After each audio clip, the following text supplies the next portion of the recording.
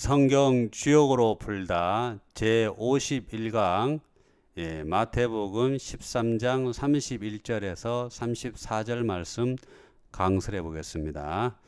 자기 밭에 뿌린 겨자씨 한 알과 같으니. 제51강입니다. 13장 31절부터 보겠습니다.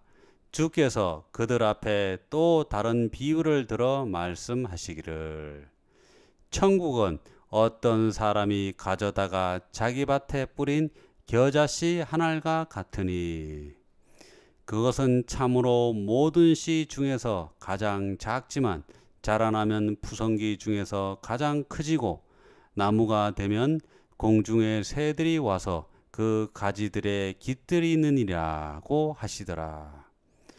주께서 그들에게 또 다른 비유를 말씀하시기를, 천국은 어떤 여인이 가져다가 가루 섬 아래 숨겨 넣어 전체를 부풀게 한 누룩 같으니라고 하시더라.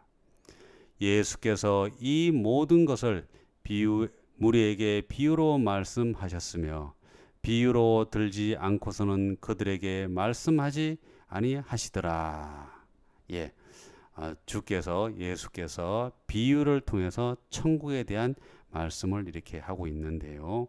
비유가 아니면 말씀하지 않으셨다.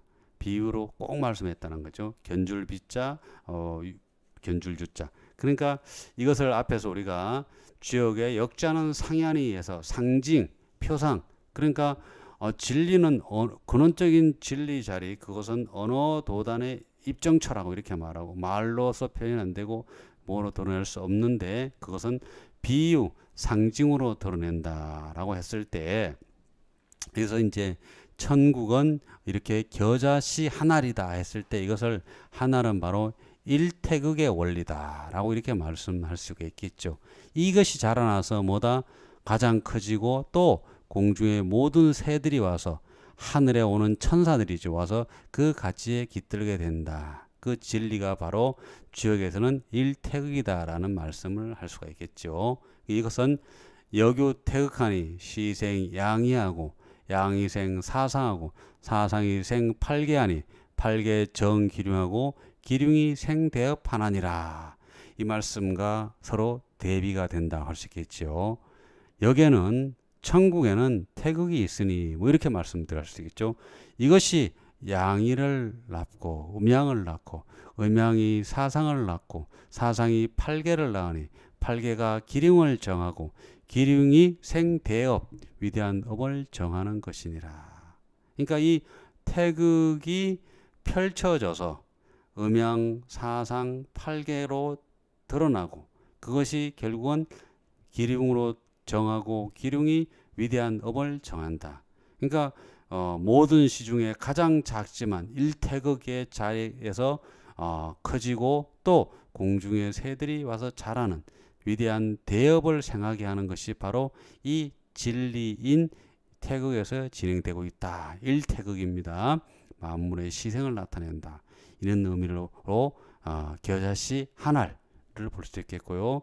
논어에서는 자왈 삼아 오도는 일이 간지니라. 공자께서 말씀하시기를, 증삼아 나의 진리는 하나로서 간통된 것이니라. 일이 간지니라. 바로 일태극의 진리가 쭉 간통되어 있다라고 이렇게 말씀을 드릴 수 있겠습니다. 그러니까 천국은 겨자씨만한 데에서 출발하면서 동시에 온 우주를 가득 채우고 있는 그런 의미를 담고 있습니다. 여기에서 시생, 생하니까 이것이 낳고 해서 이렇게 과학적으로 가일배법적으로 자라난다 이렇게 해석하시면 안 되고, 상직적 관계다. 음양이 태극이 음양이고 음양이 사상이고 사상이 팔계고 바로 그것이 기륭을 정해 생대업으로 드러나게 된다는 것이죠. 뭐요? 사실은 하나의 측면에서 보면 태극이고, 둘의 측면에서 보면 음양이고, 네 개의 측면에서 보면 사상이고, 8개의 측면에서는 팔계고, 온 우주의 측면에서 보면 그것을 하나의 대업이다 이렇게 볼 수 있는 거죠. 그 상적적 관계로 봐야 된다는 얘기를 드리고요. 그래서 예수께서도 비유로서 말씀하고 있다는 거죠. 이것이 사실 언어적으로 보면 여교태역하니 시생양이 이것이 양의를 낳는다니까 여기에서 뭐가 나온다 이렇게 생각할 수 있거든요. 그런 의미가 아니라 우리가 예를 하나 들면 부채를 쫙 피면은 그 가운데 묶어놓은 데서 그냥 쭉 펼쳐지는 거 마찬가지로 닫으면 돌아오고 이것이 바로 상즉 서로 즉하는 그리고 하나의 진리를 여러 측면에서 말씀한 것이다 라고 이야기를 드릴 수 있겠습니다.